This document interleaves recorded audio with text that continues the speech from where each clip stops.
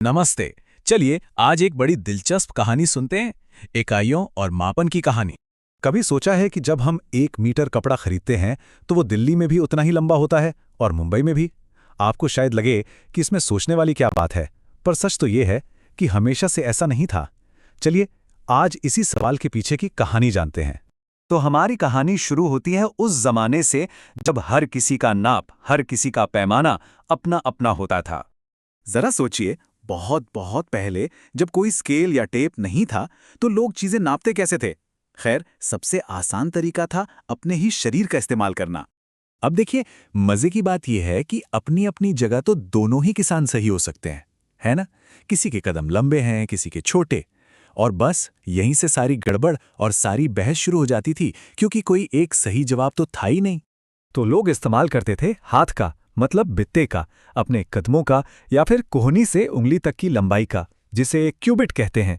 लेकिन जैसा हमने देखा, ये तरीके बिल्कुल भी भरोसेमंद नहीं थे। इनसे अक्सर उलझन और झगड़े ही होते थे। और ये जो छोटी मोटी कन्फ्यूजन्स थी ना, ये एक बहुत बड़ी दिक्कत तब बन गई जब लोगों के बीच व्यापार और लेन देन बढ़ने लगा। सोचिए एक कपड़े के व्यापारी के बारे में। अगर वो एक शहर में एक गज कपड़ा बेचता है, लेकिन दूसरे शहर में उस गज का मतलब ही कुछ और है, तो जाहिर है किसी न किसी के साथ तो नाइंसाफी होगी। इससे सिर्फ झगड़े ही नहीं होते थे, बल्कि एक दूसरे पर भरोसा करना और व्यापार करना भी बहुत मुश्किल हो जाता था। तो इस सारी उलझन को सुलझाने के लिए एक बहुत ही सीधा साधा पर बहुत ही कमाल का आइडिया सामने आया। क्यों ना हम पूरी दुनिया के लिए एक ही नाप बना लें, एक मानक, एक स्टैंडर्ड। इस सफर की शुरुआत हुई 1790 के दशक में फ्रांस से, जहां वैज्ञानिकों ने मीट्रिक सिस्टम बनाया। ये सच में एक क्रांतिकारी कदम था। फिर इसमें कई सुधार हुए और आखिरकार 1960 में इसके एक बेहतर रूप यानी एसआई यूनिट्स को पूरी दुनिया ने अपना लिया।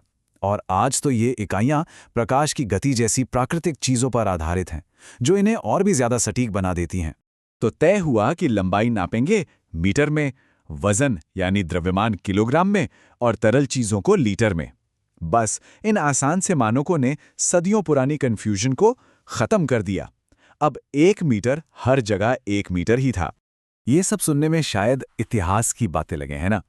पर इसका असर हमारी आज की जिंदगी पर हर रोज हर पल पड़ता है।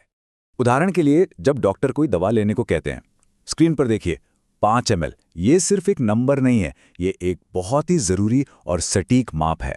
अब जरा एक सेकंड के लिए सोचिए, अगर ये माप थोड़ा सा भी ऊपर नीचे हो जाए तो क्या होगा? या तो दवा काम नहीं करेगी या फिर नुकसान कर देगी। मतलब यहां पर सटीकता जान बचाने जितनी जरूरी है। और यही बात स्कूल में भी लागू होती है। एक टेबल को हाथ से नापेंगे तो हर किसी का जवाब अलग अलग आएगा, लेकिन जैसे ही मीटर स्केल हाथ में आता है, सबका जवाब एक जैसा। मानक इकाइयां हमें एक ऐसी सच्चाई देती हैं जिस पर हर कोई भरोसा कर सकता है। तो इस पूरी कहानी का निचोड़ क्या है? मतलब हम यहां तक पहुंचे कैसे, और ये इतना जरूरी क्यों है?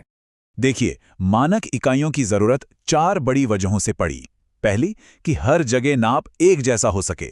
दूसरी, ताकि व्यापार में ईमानदारी और भरोसा रहे।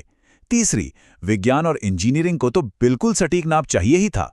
और चौथी, ये हम सबको एक वैश्विक समुदाय की तरह जोड़ता है। पूरी कहानी का सार अगर एक लाइन में कहना हो तो वो ये है: इकाइयां इसलिए बनी ताकि दुनिया में हर जगह मापन एक समान हो सके। बस इतनी सी बात इस पूरी यात्रा का सबसे शक्तिशाली नतीजा है। और आखिर में एक विचार, जिस तरह हमने लंबाई और वजन को मापना सीखा, आने वाले वक्त में हमें किन नई चीजों को मापने के लिए मानक बनाने होंगे? क्या हम डेटा को नापेंगे या फिर आर्टिफिशियल इंटेलिजेंस की क्षमता को? सोचिएगा जरूर।